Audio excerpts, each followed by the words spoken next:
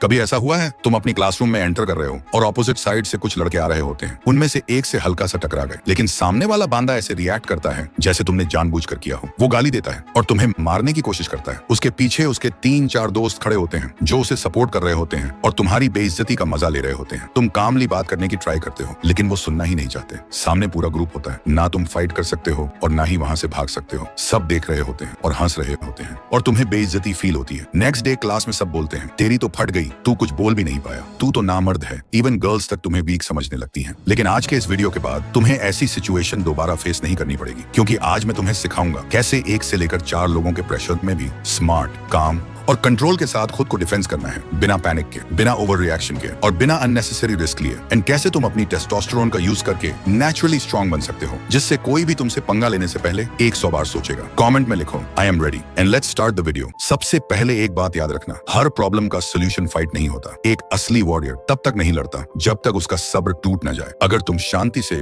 किसी सिचुएशन का हल निकाल सकते हो तो वही सबसे बड़ी जीत होती है। Because a real warrior fight only when he has no other choice. लेकिन कभी कभी समय तुम्हें मजबूर कर देता है, जब सामने वाला हद पार कर जाता है, जब तुम्हारी सेल्फ रिस्पेक्ट, तुम्हारी सेफ्टी और अपनों की इज्जत दांव पर लग जाती है। उस मोमेंट पर डरने का ऑप्शन नहीं होता और उस वक्त तुम्हारे पास होनी चाहिए ऐसी सेल्फ डिफेंस स्किल्स जो किसी सीक्रेट वेपन से कम ना हो। स्किल्स जो तुम्हें स्कूल फाइट, कॉलेज फाइट या रियल लाइफ कॉन्फ्रंटेशन में अनबीटेबल बना दे। इसीलिए इस पूरे वीडियो को 3 चैप्टर्स में डिवाइड किया है। पहले 2 चैप्टर्स में तुम सीखोगे कैसे सिर्फ अपने हाथ और पैर का यूज करके ओपोनेंट को डोमिनेट नहीं बल्कि घुटनों पर गिरा सकते हो। और थर्ड चैप्टर में तुम जानोगे अगर सामने 3 या 4 लोग या पूरा ग्रुप आ जाए तो कैसे पैनिक किए बिना, कैसे स्मार्ट पोजीशनिंग और अवेयरनेस के साथ खुद को सेफ रखना है। Chapter 1 hand moves. फर्स्ट, आई जैब। जब कोई छापरी तुम्हारा रास्ता रोके, बहुत क्लोज चिपक के खड़ा हो और तुम पर डोमिनेट करने की कोशिश करे, तब सबसे पहला टारगेट होता है आई लाइन। इस मूव में उंगलियों को स्ट्रेट रखते हुए ओपोनेंट की आंखों की तरफ एक क्विक जैब दिया जाता है। यह मूव परमानेंट डैमेज के लिए नहीं होता, लेकिन टेम्पररी ओपोनेंट की विजिबिलिटी ब्लर कर देता है। पेन इतना होता है कि वह पीछे हट जाता है, आंखें बंद कर लेता है। उस मोमेंट पर तुम्हारे पास टाइम होता है या तो एस्केप करने का या नेक्स्ट मूव डिसाइड करने का। सेकंड,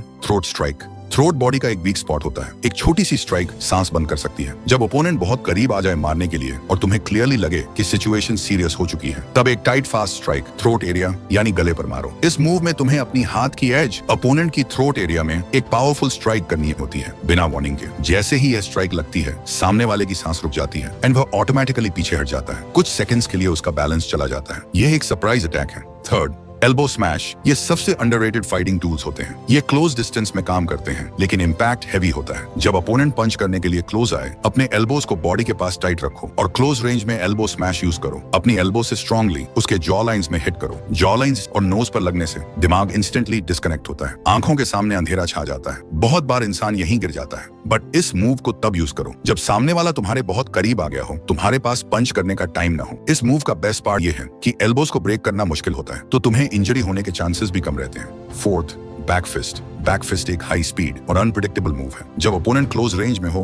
और तुम्हारा हाथ ऑलरेडी गार्ड पोजीशन में हो, तब तुरंत नकल्स की बैक साइड से फेस या साइड एरिया की तरफ स्नैप मूवमेंट में हिट करो। यह मूव अनएक्सपेक्टेड होता है, इसलिए ओपोनेंट गार्ड नहीं कर पाता। इससे तुम्हें तुरंत स्पेस क्रिएट करने का चांस मिलता है। तुम्हारी फिंगर्स ओपन नहीं होती, इसलिए तुम जल्दी से वापस आ सकते हो। यह मूव क्लोज कॉम्बैट में बहुत ही इफेक्टिव है जब तुम्हें क्विकली रिएक्ट करना हो। बस एक बात याद रखो, हमेशा रिस्ट टाइट रखो, वरना खुद को इंजरी हो सकती है। Fifth, palm strike. इस मूव को तब यूज करो जब ओपोनेंट बिल्कुल सामने हो और ओपन हो। तुम्हें एक स्ट्रॉन्ग पाम स्ट्राइक उसके अपर बॉडी की तरफ देना होता है ताकि वह और बैलेंस हो जाए। अगर ओपोनेंट के पीछे वॉल हो तो इम्पैक्ट और भी ज्यादा इफेक्टिव हो जाता है। इस मूव को पावरफुल बनाने के लिए डेली एक्सप्लोसिव पुशअप्स करो। अगर बिगिनर हो तो नॉर्मल पुशअप्स से स्टार्ट कर सकते हो। 6, फोरआर्म ब्लॉक एंड पंच। ये move hand to hand combat में सबसे बेस्ट माना जाता है। इस मूव से तुम अपने आप को ओपोनेंट के पंचेस से भी बचा सकते हो और साथ ही काउंटर प्रेशर भी बना सकते हो। एक फोरआर्म से ओपोनेंट के पंच को ब्लॉक करो और दूसरे हाथ से फेस पर पंचेस मारो। प्रैक्टिस के लिए डेली 1 से 2 मिनट शैडो पंचिंग करो। इमेजिन करो कोई तुम पर अटैक कर रहा है और उस सिचुएशन को विजुअलाइज करके प्रैक्टिस करो।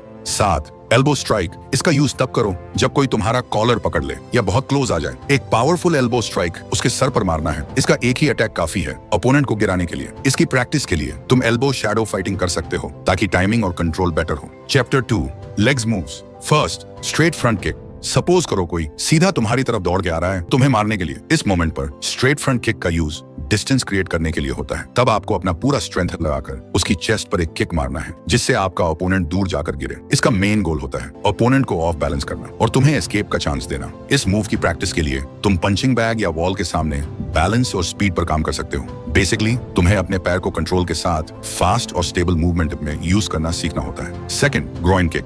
इस मूव का यूज सिर्फ दो एक्सट्रीम सिचुएशंस में होता है। पहला, जब सामने वाला फिजिकली ज्यादा स्ट्रांग हो और तुम्हारी स्पेस फोर्सफुली इन्वेड कर रहा हो। दूसरा, जब कोई तुम्हें पकड़ने या होल्ड करने की कोशिश करे, तब आपको एक पावरफुल ग्रोइन किक उसके प्राइवेट एरिया पर मारना है जिससे आपका ओपोनेंट एक बार में ही नीचे गिर जाएगा। पर हाँ, इस मूव को ज्यादा फोर्स से मत मारना, नहीं तो आप स्कूल से सस्पेंड भी हो सकते हो। और इस मूव को प्रैक्टिस करने के लिए आप पंचिंग बैग या किसी भी सॉफ्ट ऑब्जेक्ट पर प्रैक्टिस कर सकते हैं। ये मूव गर्ल्स के लिए भी बहुत इफेक्टिव है। अगर कोई आपको छेड़े या टच करने की कोशिश करे तो सीधा एक ग्रोइन किक उसके प्राइवेट एरिया पर मारो, चाहे सामने वाला बांदा जितना भी स्ट्रांग हो, सेकंड में ही नीचे गिर जाएगा। Third, liver shot. इस मूव को फाइटिंग की दुनिया में सबसे डेडली मूव भी बोला जाता है क्योंकि इसका एक सिंगल पंच ही काफी है अपोनेंट को सीरियस इंजरी देने के लिए एंड अपोनेंट के रिदम को तोड़ने के लिए, ताकि तुम सिचुएशन को कंट्रोल कर सको। ये मूव सेल्फ डिफेंस और सर्वाइवल कॉन्टेक्स्ट में आता है। Fourth, knee strike. जब भी कोई तुम्हें पकड़ने की कोशिश करे या क्लोज रेंज में आ जाए या फिजिकली तुमसे ज्यादा स्ट्रांग हो, तब नी स्ट्राइक एक पावरफुल डिफेंसिव टूल बन जाता है। दोनों हाथ से ओपोनेंट के शोल्डर्स या शर्ट जो भी पहना हो उसे पकड़ो और अपने घुटने को टाइट करके उसकी स्टमक, चेस्ट या ग्रोइन एरिया में जोर से मारो। वह दर्द से चिल्लाएगा या गिर जाएगा, चाहे ओपोनेंट तुमसे हेवी हो। यह मूव तब भी इफेक्टिव होता है क्योंकि यह लेवरेज और टाइमिंग पर बेस्ड होता है, ना कि सिर्फ स्ट्रेंथ पर। Chapter 3, group fight. ये सारे सेल्फ डिफेंस मूव्स तभी प्रॉपर्ली वर्क करते हैं जब सामने एक या दो लोग हों। पर अब सोचो, अगर सामने 3, 4 या उससे भी ज्यादा लोग हो जाएं तो क्या होगा? इमेजिन करो, तुम स्कूल से घर जा रहे हो और सडनली देखते हो कि 4 से 5 लोग तुम्हारा वेट कर रहे हैं जिनसे तुम्हारा स्कूल में फाइट हुआ था। अब खुद से एक सवाल पूछो, ऐसी सिचुएशन में तुम क्या करोगे? अगर तुम सोच रहे हो कि मैं अकेले ही सबको हरा दूंगा तो तुम गलत सोच रहे हो। ये कोई मूवी का सीन नहीं है जहां एक बांदा पूरी गैंग को हरा देता है। रियल लाइफ में सर्वाइवल जीत से ज्यादा इंपॉर्टेंट होता है। तो अगर फाइट नहीं करनी तो फिर करना क्या है? इसके लिए तुम्हें सिर्फ 2 चीजों पर फोकस करना होगा। पहला, आपको दूर से ही बोलना है कि अगर तू मर्द है तो अकेले ही फाइट कर। और ऐसे बोलने से 3 चीज हो सकती हैं कि वो लोग थोड़े समय के लिए सोच में पड़ जाएं। और अगर ऐसा होता है तो आपको वहां से धीरे से चले जाना है।